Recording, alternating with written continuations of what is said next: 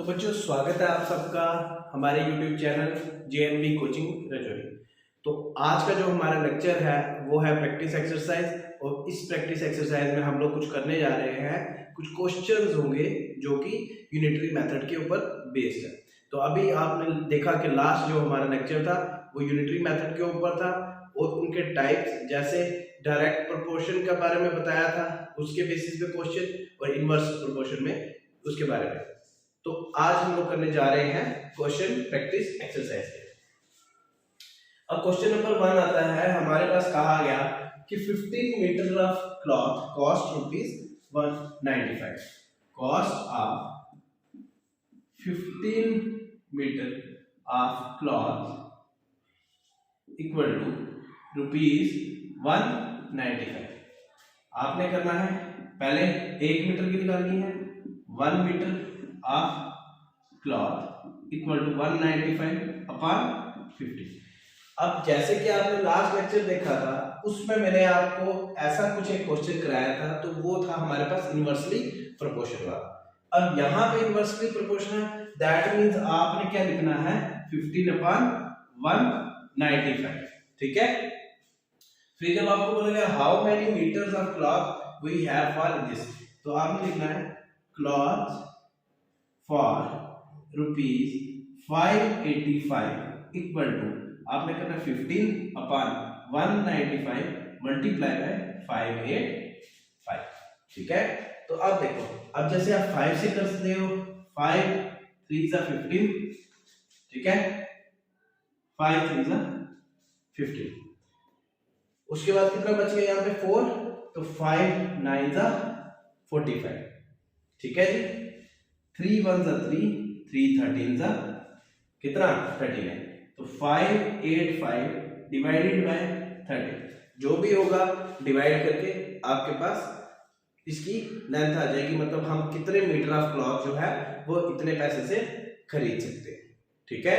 तो ये था हमारा फर्स्ट क्वेश्चन एक्सरसाइज प्रैक्टिस। तो उसमें से आपको जो है ये ऐसे क्वेश्चंस करने जब भी आपके पास इनवर्सली प्रोपोर्शनल के क्वेश्चन है। तो हम नेक्स्ट क्वेश्चन की तरफ बढ़ते हैं, क्वेश्चन नंबर 2। अब बच्चों जी ये रहा हमारा क्वेश्चन नंबर 2। इस क्वेश्चन में क्या कहा गया है, the cost of 5 tables is the same of the cost of 7 chairs. ठीक है, मतलब जो 5 टेबल्स है उनकी कीमत 7 चेयर्स के बराबर है। तो if the cost of 1 table is this, आपने सीधा लिखना है सॉल्यूशन में cost of 1 table equal to ₹210।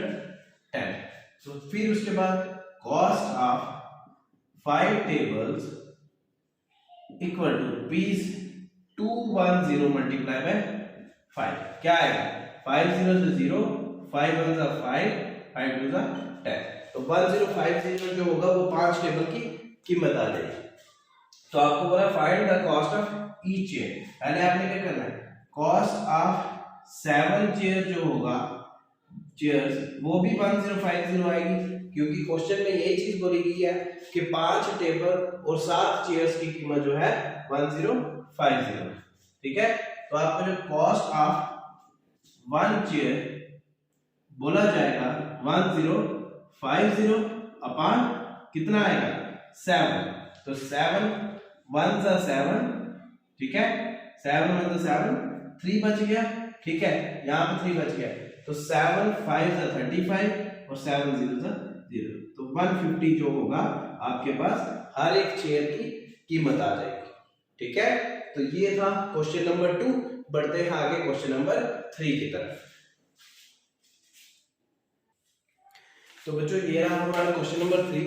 इस क्वेश्चन में क्या करना है, आपको कहा गया if 10 men could complete a work in 16 days, आपने लिखना है 12 men complete work equal to कितना 16 days। ठीक है, आपने 1 man पे करना है, 1 man complete work equal to कितने डेज का आ जाएगा, तो आपने करना है 16 मल्टीप्लाई बाय 12। ठीक है।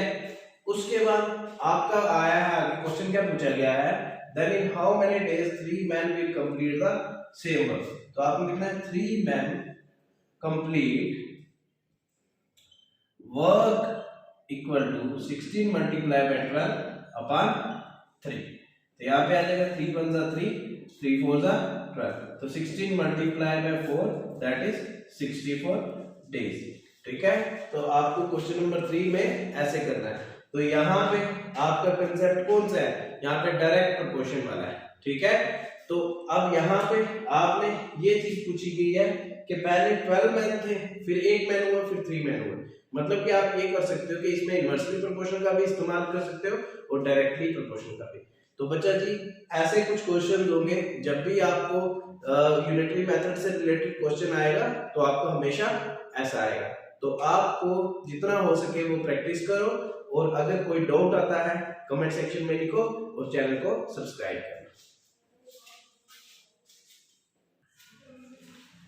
और बच्चों जितना आप लोग अपने कांटेक्ट में शेयर करोगे उतना ज्यादा से ज्यादा बच्चों तक हम पहुंच सकेंगे।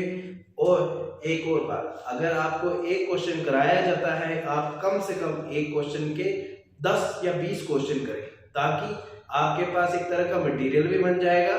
और इसके अलावा तो जो मटेरियल आपका बनेगा उसका आप इस्तेमाल आगे भी कर सकते हो।